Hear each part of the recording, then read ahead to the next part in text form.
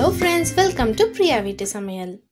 இன்னைக்கு நம்ம சேனல்ல ரொம்பவே இன்ட்ரெஸ்டிங்கான ரெசிபி Tuna grilled fish எப்படி பண்றதுன்னு பார்க்கலாம்.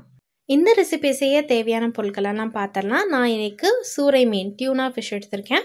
இந்த fish fillets மாதிரி கட் பண்ணி வாங்கிக்கலாம் இல்லனா குட்டி குட்டி கியூப்ஸா கட் பண்ணி வாங்கிக்கலாம். இதுல வந்து முள் கம்மியா தான் இருக்கும். நல்லா க்ளீன் பண்ணிட்டு வாஷ் பண்ணிட்டு எடுத்து வச்சிருங்க. இந்த மீனோட அளவு வந்து 400 ல இருந்து 500 கிராம் அளவுக்கு இருக்கும். 1/2 கிலோ எடுத்து வச்சிருக்கேன்.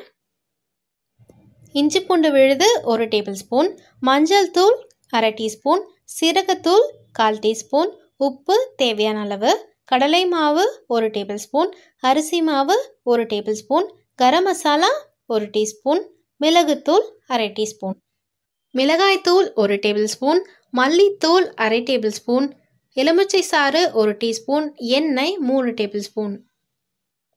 நம்ம மீனை மசாலால ஊற வைக்கணும். அதுக்கு ஒரு பவுல் எடுத்துட்டு முதல்ல எண்ணெய் சேர்த்துட்டு அதுக்கப்புறமா நம்ம எடுத்து வச்சிருக்கிற எல்லா பொருட்களையும் இதில் சேர்த்துக்கலாம். எண்ணெய் சேர்த்தக்கப்புறமா இஞ்சி பூண்டு விழுதை சேர்த்துக்கலாம்.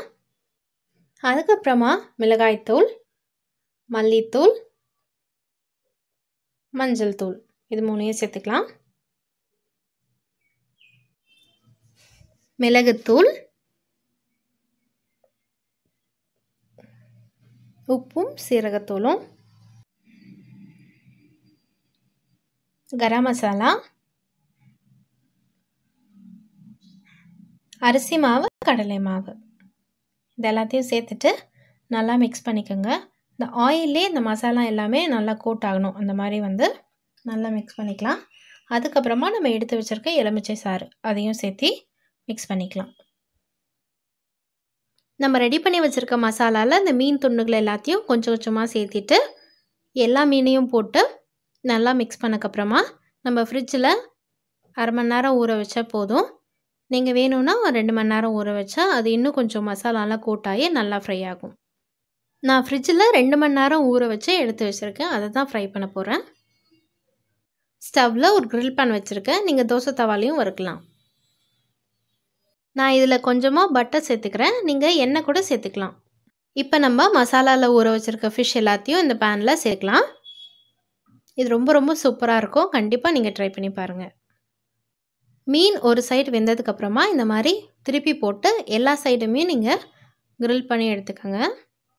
ஃபிஷ் grill இப்போ சர்வ் பண்ண ரெடி ஆகிடுச்சு.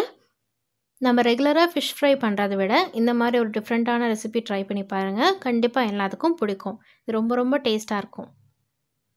நம்ம வெளியில் போய் கடையில் வாங்கி கிரில் சாப்பிட்றத விட வீட்லேயே சுவையாக செஞ்சு சாப்பிட்லாம். இந்த ரெசிபி உங்கள் எல்லாத்துக்கும் பிடிச்சிருந்தா நீங்கள் இன்னும் நம்ம சேனலை சப்ஸ்கிரைப் பண்ணலன்னா கீழே உள்ள ரெட் கலர் சப்ஸ்கிரைப் பட்டனை ப்ரெஸ் பண்ணி சப்ஸ்கிரைப் பண்ணிக்கோங்க. தேங்க்யூ ஃபார் வாட்சிங்.